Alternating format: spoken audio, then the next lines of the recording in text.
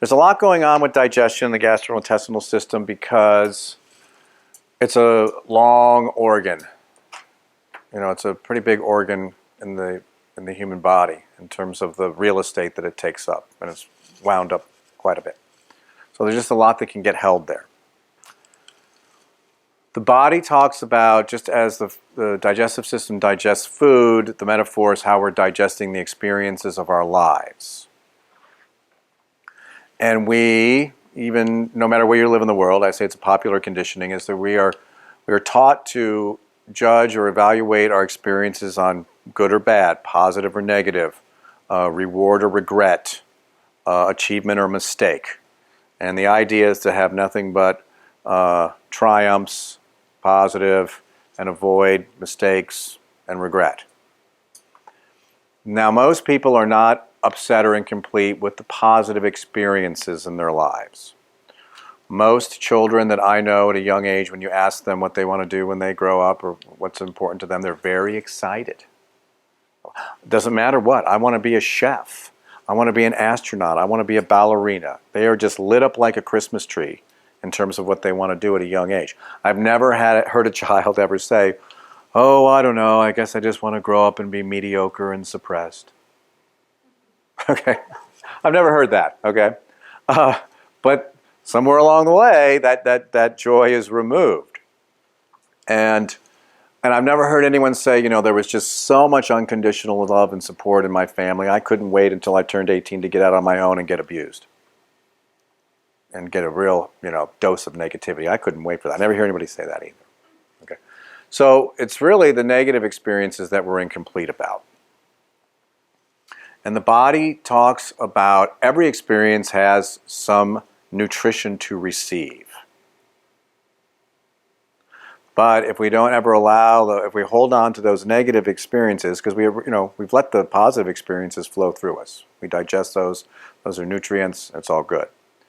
The negative experiences, if we hold on to them, then we don't receive that nutrition. So it's an opportunity to reflect on your life, to see is there some instances that you're still digesting or remain undigested. I mean, I know people that have been divorced for 10 or 15 years and they are still angry and bitter about a marriage that ended 15 years ago. They're still holding on to that. Where other people I know, they had their divorce and they've moved on. You know, they're free and clear. So that's just an opportunity, that's just an example of what I'm talking about there. And so there might be some big volcanoes in your past if you've got some digestive stuff.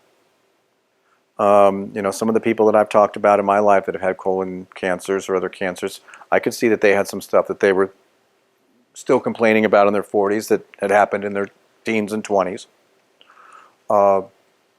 Is to go back and identify those situations and observe them from third person, to observe the relation or the situation from third person. You're not reliving the situation, but you're watching your own memory like a TV show so that you can identify what's going on there as a way of recognizing, you know, what is the value and the positive nutrition in this experience that I have historically deemed negative. How do you find positive nutrition in something awful like abuse or something like that?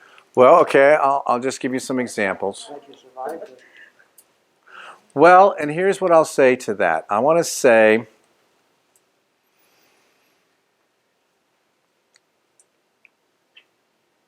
I'll just use myself as a bank. If I have $100,000, I can only give $100,000. You can't come to me and say, John, I need $200,000 from you. I'm like, no, but my capacity is $100,000. So, and I've worked with people that have had, you know, some abuse in their past. And I've had them say to me, if you're going to tell me I got to forgive these people, you can go F yourself.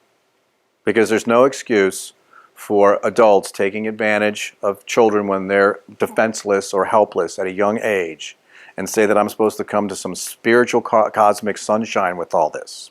Okay? It's unforgivable what happened. And my response to that is, if you are unwilling to forgive, what that might suggest to me is that you have been unwilling to forgive yourself in your life. Because again, what is in your bank account? And if you're withholding forgiveness from other people, chances are you're holding forgiveness for yourself in other areas of your life. And in that moment, you can be grateful for that has been revealed to you by that experience. Because I'm going to say, ultimately, self-forgiveness is extremely important to lifelong health. And does that analogy make sense to you? Yeah, so you're not trying to find a silver lining in whatever happened to you. You're trying to. Well, yeah, what can this illuminate for you? We understand that was a horrible experience, but it sounds, and for a lot of the people I know, they've been held hostage by that their whole adult lives, whatever kind of abuse may have occurred in the household when they were younger. And so if they continue to hold on to that, they're going to have a future that seems likely. They're going to stay on that course. But if you recognize that your willingness to forgive other people is limited because on some level, you can't give those people $200,000 if you've only got $100,000. And maybe you need to have some, and then that goes for yourself as well.